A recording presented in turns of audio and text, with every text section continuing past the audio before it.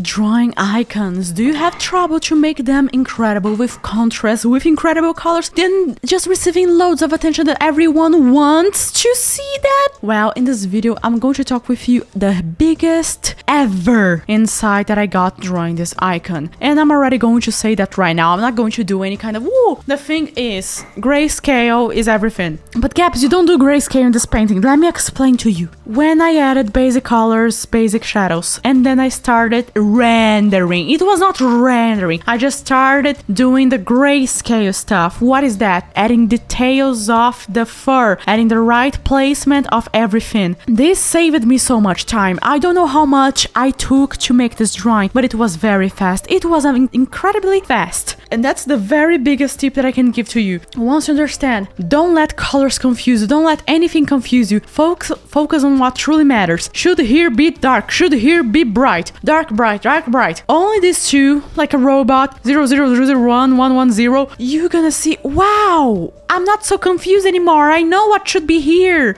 Especially if you have already figured out the colors, like in this drawing. Ha ha ha ha ha ha ha. Yeah, champs, I gotta say this. If you understand correctly the place of the gray level, the place that is going to be very dark, all the rest gonna be so much easier. And how do you understand where is going to be very dark, where is going to be very bright? Some could say, oh, you gotta master all of the fundamentals. Oh, you gotta master anatomy to understand here in this teeth is that. Oh, you gotta master. No, I will go with a much more simple premise. And that premise is, please, what you are drawing, use a reference. Draw what you see in the reference and ask yourself, how would that be applied to my scene according to my light? Just that.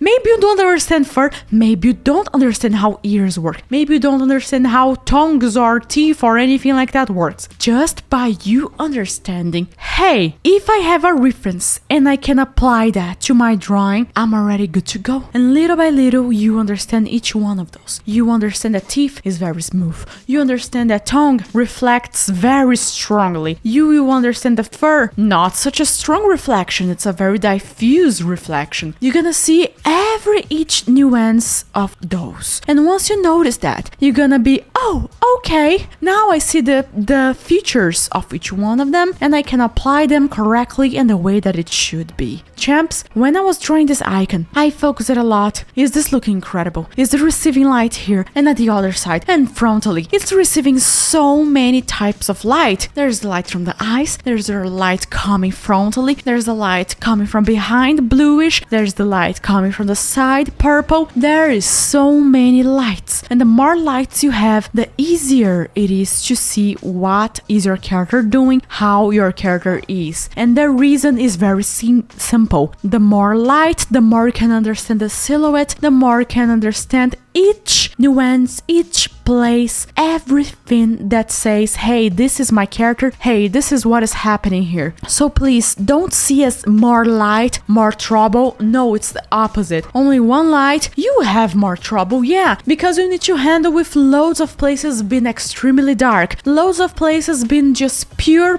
dreadful. Oh, I cannot see that much. How do I show the format of this if I cannot see that much? Yeah, you're gonna struggle much more with it. Oh, it's just don't draw. Oh yeah, just don't draw, but what part you're not going to draw? That's a very important question, because the more light you have, the more you go like, oh, okay, everything appears so very easy, ha ha ha ha ha ha. Another very important tip that I have to give to you about this drawing, and that's about making details. You're not going to make the full drawing with the same amount of details. Something that made me become extra duper uber faster is when I understood, hey, it's going to be very detailed in the strongest light, in the place that needs attention the most, but once it's getting close to darker areas, once it's not so important, and in the corner of my canvas, oh son, that's going to get very dark. And by dark, I truly meant that. It's going to get like, yeah, you receive some details, but not the same amount as in the light. Light always receive more details, and shadows always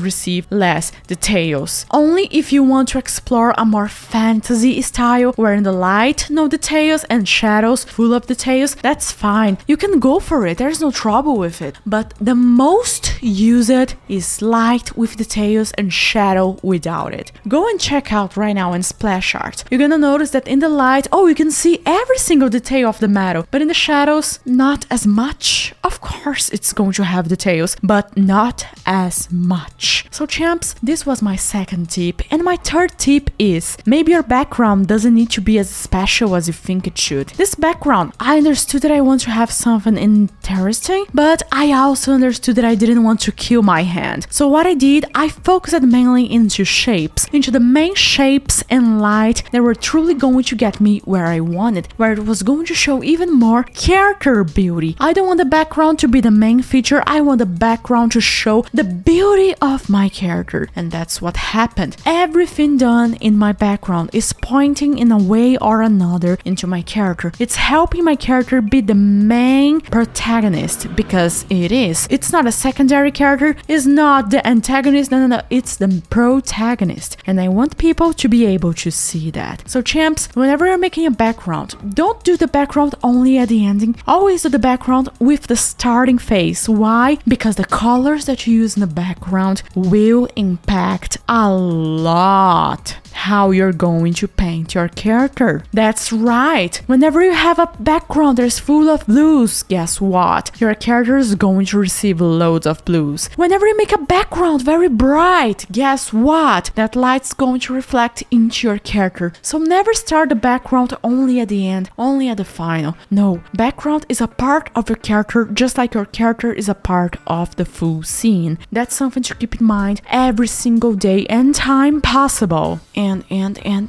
how can I tell you that maybe there are places close to the light that are not going to receive a lot of details? As example, in the eyes, they shine a lot. I could do details in the eye, but I was like, no, I want to create a contrast between the full face being so detailed and the eyes, no detail at all. And by eyes, I mean the blue area. That's right. I wanted a blue area to be without any kind of details. Why? Because it needed to create something different. I want my piece to be dynamic. I don't want it to be boring. If everything is full of details, the chances of your viewer getting lost is very high. Only if you are those Dungeons and Dragons artists and then you understand that some places, even with details, you are going to make them very soft and gentle. That's a way to escape the everything is detailed, I don't know where to look at. Champs, when drawing, and having that many lights, it can be hard to understand the colors. It can be hard to understand who is a truly predominant color here, who is truly affecting everything in this drawing. And I need to tell you, you gotta choose one light to be the main one. You choose which one is going to be, the side one, the frontal one, the back one, upper, lower, you choose which one is going to be. But you gotta understand that, hey, that light will affect a lot the face of your character, and there is an ambulance passing behind me. Hope the one that is inside is doing good, seriously. Now, let's go. When you have light, remember that main light needs to be very strong, and it's going to affect the whole body of your character. The second light, not so much. The third light, even less. The fourth light, even less from the last. So please keep in mind a hierarchy in your drawing. Sometimes you may say, Gabs, you're repeating this information, and that's right, it's not by accident. I am repeating, because there is only two ways for people to truly effectively learn. One, by paying, and number two, by repetitive